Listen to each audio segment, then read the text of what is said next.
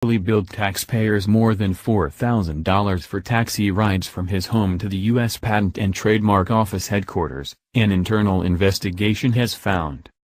Vikram Iyer, who served as chief of staff of the agency, a part of the U.S. Department of Commerce, forced taxpayers to foot a bill for at least 130 unauthorized taxi rides, the majority of which occurred during a 4-month period in 2016, according to a report released Tuesday by investigators, The Washington Post reported. Iyer previously served as President Obama's senior policy advisor at the National Economic Council. He allegedly impersonated other current and former high-ranking agency officials, using their names on taxi receipts to avoid being caught in the unauthorized scheme.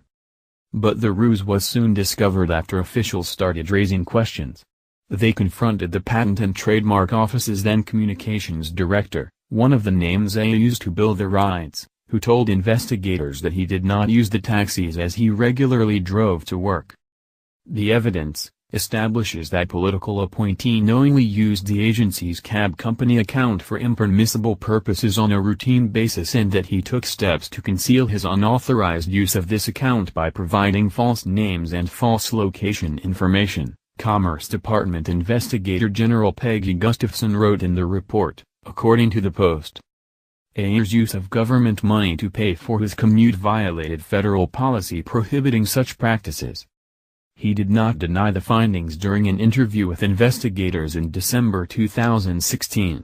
Instead, he justified the practice by saying other officials allegedly did the same.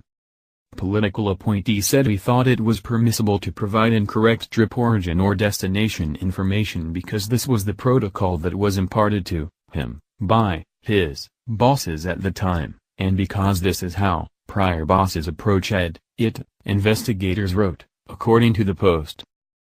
Over 2 years, the government paid Alexandria Yellow Cab, a company contracted to provide authorized cab services to agency's officials, well over $4,000 for Iyer's rides, the report said.